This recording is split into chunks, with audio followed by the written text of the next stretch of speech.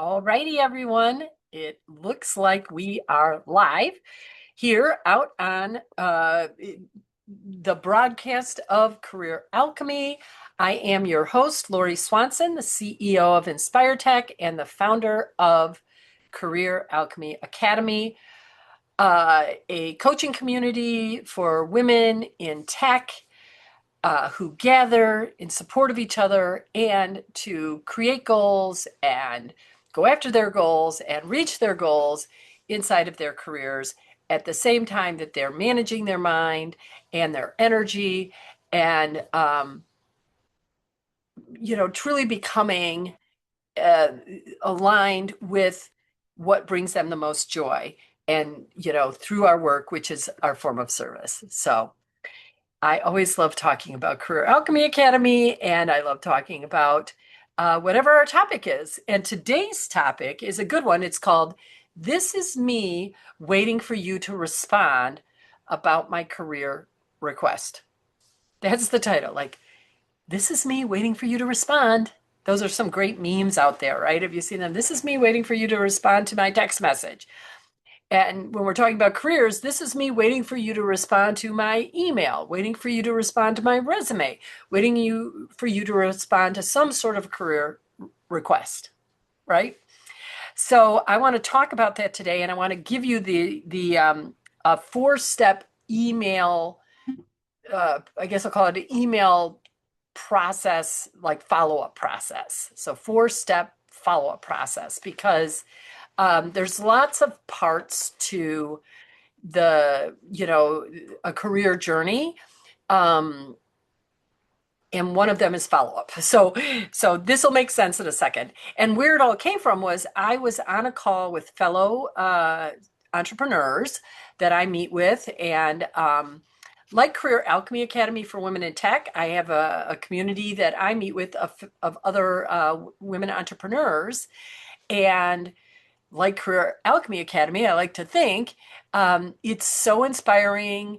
It's so wonderful to go in and say, look, I'm having this challenge, and many people in the group have already faced that challenge, so they can give me their thoughts and their insights about how they, addressed it and what they did, their results, and all of that. So it's just great to have a community like that. And it's actually what prompted me to start Career Alchemy Academy, because I've been in this group for years, and I get so much value from it. And we've become, many of us, people come in and out, but many of us have been there for a long time. And you just get to know each other. You can challenge each other, like maybe your best friend wouldn't, or your spouse might not, in a loving, kind way of being like, hey, I'm calling BS on that, right? I know you, this sounds like a bit of an excuse versus some resistance versus, you actually going for something and doing something because I know you can, right? So that is how this whole this is me waiting for you to respond um, idea came to me. So I'm inside of this community, and we're talking about everyone's kind of like, oh, I'm having a really hard time with A, B, or C. But I would say very consistently, and this isn't just in the last call, but often it's about getting new sales. And so, yeah, I'm a business owner, so it makes sense. You're like, of course, Lori needs to get new customers. But the fact of the matter is, your career journey is a sales journey every step of the way. Always has been, always will be. You will hear me talk about this. You have to get that sort of let go of the resistance to selling, just like a business owner does, right? You have to let go, because often people start businesses because they're really passionate about their product, and helping customers through using their product or service. And but then they're like, oh, and then there's like bills and payroll and accounting and sales. And I don't want to sell. I just want people to buy my product, and then I'll help them with it, right? Same is true. You don't want to have to ask people to give you more money, or to interview you, or to promote you. You just want to do your work, and they recognize that, and then all those things come. But it isn't how it works. You have to ask for them. And so in coaching, when I think about this sales journey, I kind of break it down into three things. Step one is what I call visibility. This is where you are, and this is an all the time activity in your career, but and there's so many different ways, and I'm not going to go into deep dive on visibility today. I'll talk about it a little. I've talked about it in past calls here, broadcasts. I've got it inside some blogs. And of course, it is one of the pillars inside of Career Alchemy Academy. We have three pillars, and the second pillar is called the path, and visibility is the first step on that path, right? And what I mean by visibility is it's this, basically, it's letting people know who you are, what you do, and why the work you do is valuable. And so it's really letting people know about you. If they don't know about you, if you're hiding behind the scenes, no surprise that you're not being tapped on the shoulder for opportunities, right? So visibility is very important. And then you have what I call the most sales focused part of your career journey is step two, which is alignment and agreement. And so I'm going to do a deeper dive into alignment and agreement, but it's essentially, through discovery, finding alignment or misalignment, and then getting agreement on what's next. And then finally, part three of the sales journey is delivery. And that is, doing the work you love, delivering 100% great results, and just being in the work that you love doing and in the role that you love doing, in a company you love doing it for, working on products and building, teams that support products and services that, you can get behind, right? So it's visibility, alignment and agreement, and then delivery. And my coaching clients, delivery is not the problem. We might work on different things, especially if you've moved from individual contributor into a leadership role for the first time. There's always new skills, new up levels that need to happen, but doing the work is the easiest part. It's visibility where, it just feels uncomfortable. Visibility, taps right into our imposter syndrome. It requires us to raise our hand, to go to networking events, to maybe speak on panels. It's a sort of energy that it's kind of its own sort of energy that's required that can be very draining for many people. And so they will avoid visibility. Just let me put my head down and do my work, right? I'll do, some people do some visibility, but I would always argue that there's so much more you could be doing that you're resisting because most people don't want to have to be that visible that regularly and consistently. So it's, it's really helping people. I mean, the real thing to remember about visibility is it's, as you're doing the visibility vehicles, these activities, you are helping people know and understand who you are, what you do, and why your work matters, and that, the value that you bring, right? And so you have to be doing that on a regular basis, or no one will think of you. No one will know about you. So that can be hard. But the hardest part, I would say, is part two, step two, whatever you want to call it, which is alignment and agreement, because that is so directly a sales function. When we talk about alignment and agreement, what we're talking about is that place in which you advocate or ask for what you want. The interview, the board seat, the meeting, the connection or introduction, the promotion, the raise, the contract, that glamour project again. These are the things that you want. And now and now your visibility vehicles have been paying off. People are aware of you. And now now that they know who you are, you've got to let them know what you want, right? Your visibility starts paying off and people are reaching out and introductions are being made and they're inviting you in and they're asking about what you're thinking about things. Um, and so you move into alignment and agreement. Alignment is the discovery part. So, and that's really, I think most of us, because it's very much like what you do when you're, especially in technology, when you're creating a new product, let's say, or a feature for a product, you have to do the discovery. You have to understand what is the user need, and then and how's that going to fit into our current product, and how long is it going to take? Like you're getting all this information, right? And that's the same thing you're doing here in alignment. You're asking a lot of questions so that you can discover if there is, what you're asking for, um, if there's alignment between you and the other person. That, hey, for example, job interviews, the perfect example.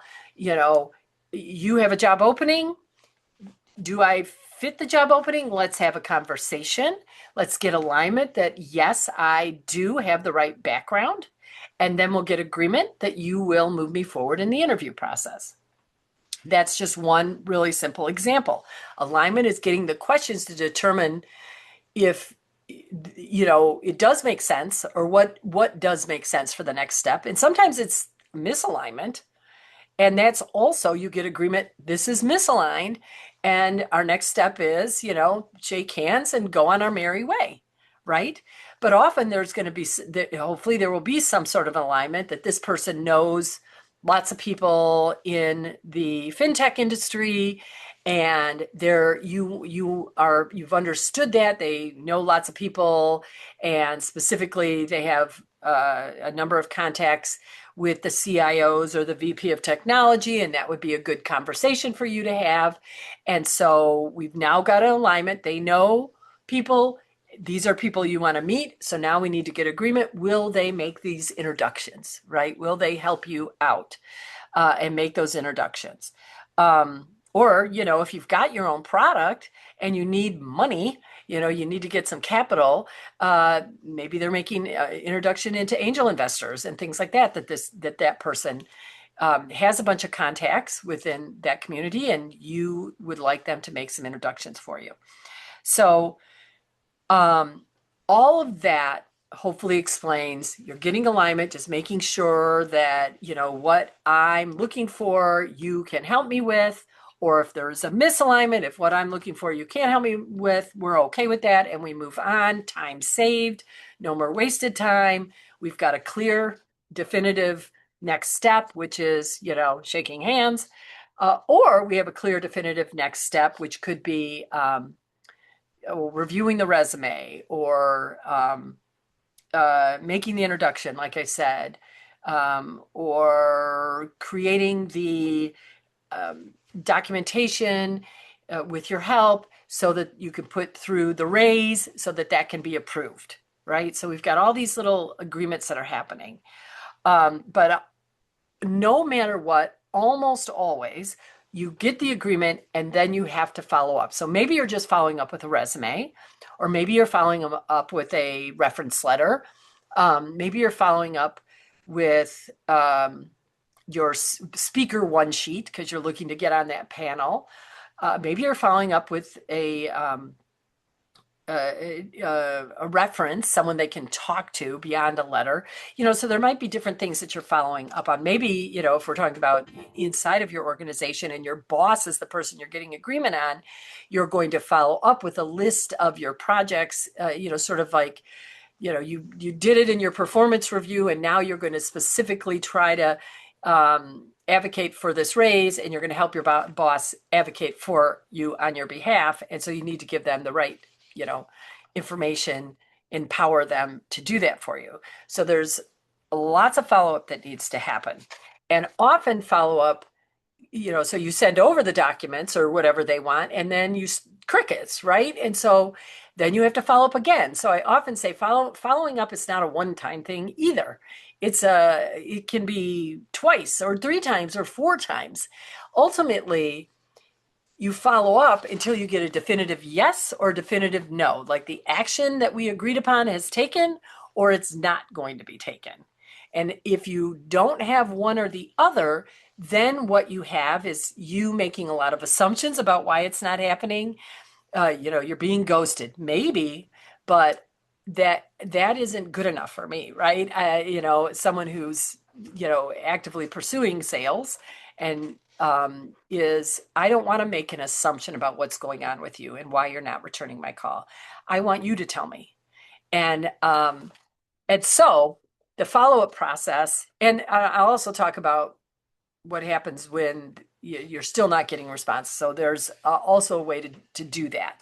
So what I wanted to get, because you want a decision, because you want to be able to move on, because otherwise it's just an energy suck. So I want to talk about the 4 steps to an email sales follow-up process. So you've had the meeting somehow, virtual or in person. There's been a level of alignment and agreement about next steps that's happening. And now you're sending this follow-up email that should be a clear email stating either why you're reaching out or a summary of the alignment and agreement conversation and what you're looking for, what we agreed on, right? And you can use AI to tighten up that message, but it's just a simple, hey, really great having lunch with you the other day. I appreciate your willingness to take my resume and put it in front of, Vivian, who's the CISO there at your organization. And, I've been reaching out to her, but she hasn't, she's busy, hasn't replied. So I'm really grateful for this. I've attached my resume and I plan to follow up, per our conversation, you were going to get it to her by Friday. So I'm going to plan to follow up with her on Monday or Tuesday. So really clear, email that's summarizing what was agreed upon and then gives a little bit of, so I'm assuming you're going to do what you said you were going to do. And when you, in this time, it's good to give a deadline, right? In this time frame, and then I will follow up then. Okay. So that's what I call day 1, the ask, reminding them of the agreement and then clearly the ask again.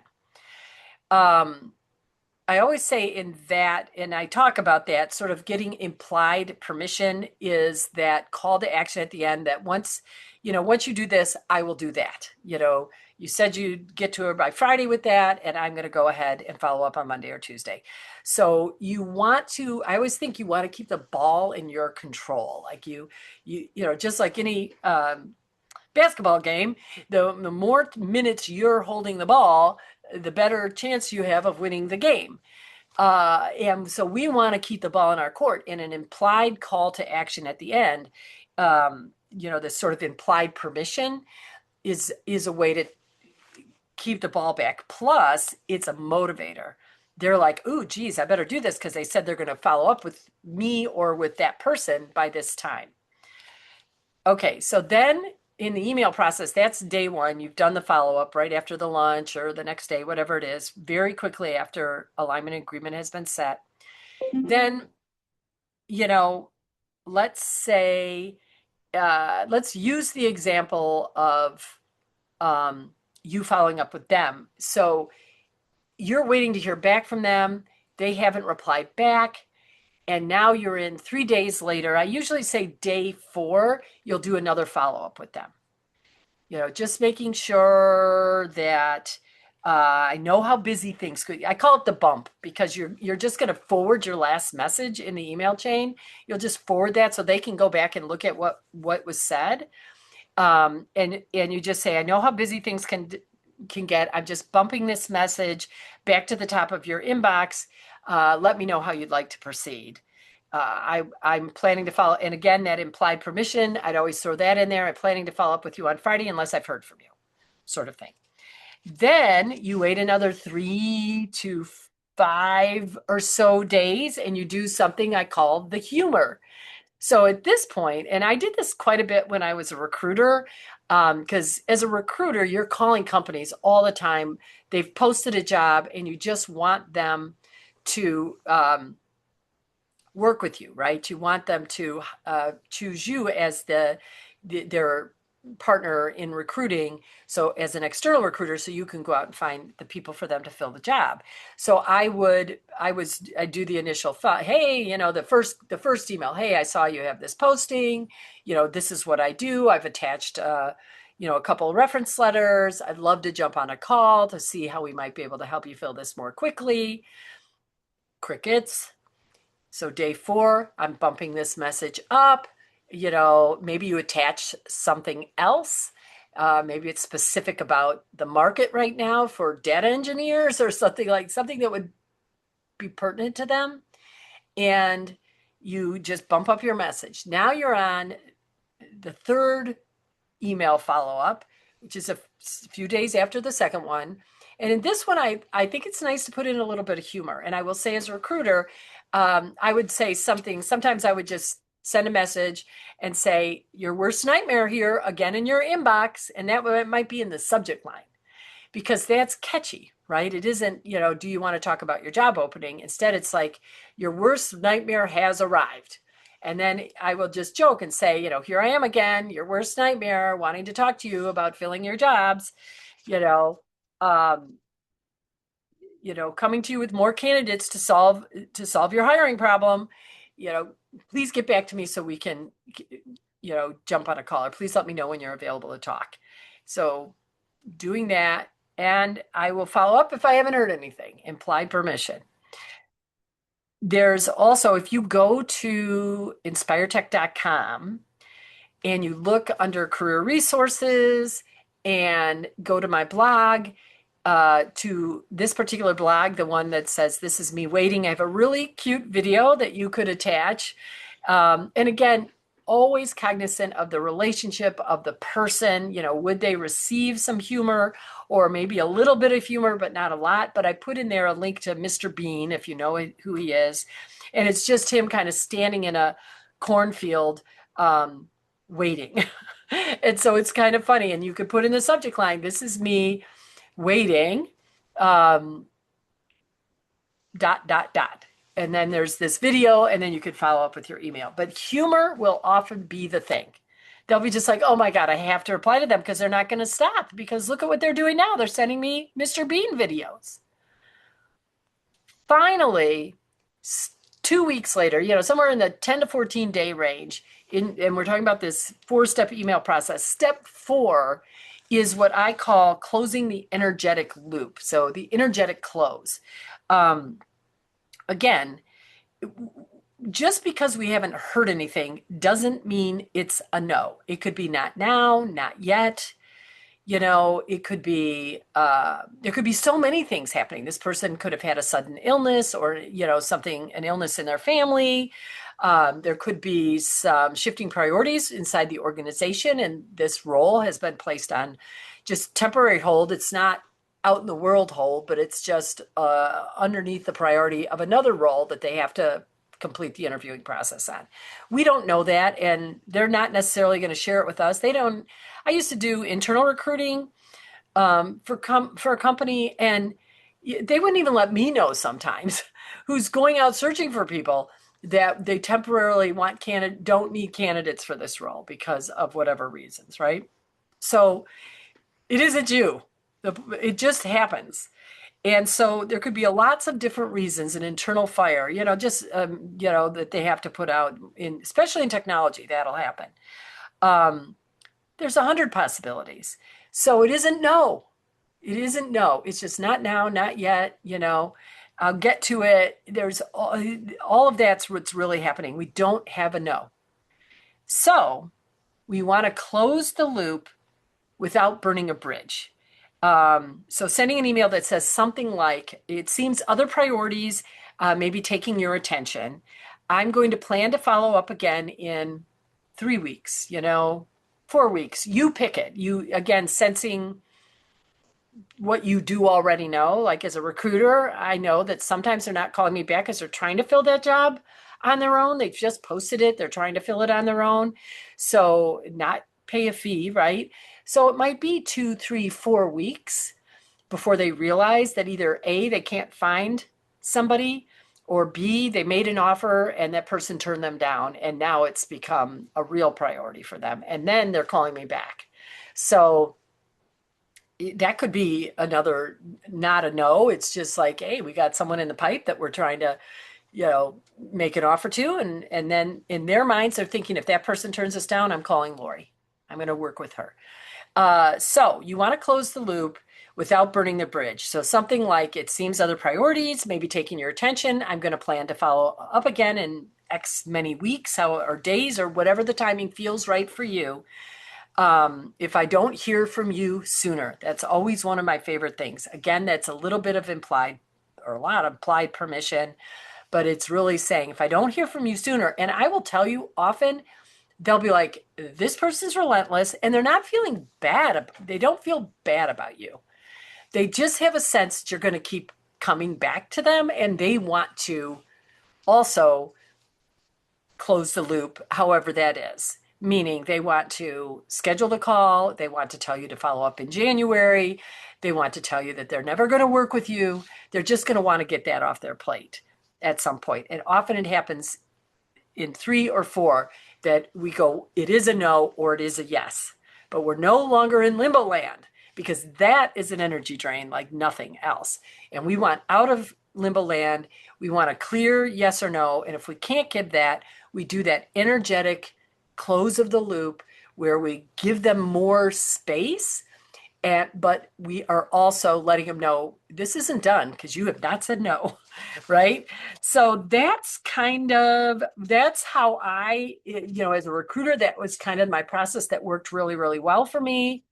And helped keep me out of limbo land, because that is not a fun place to be.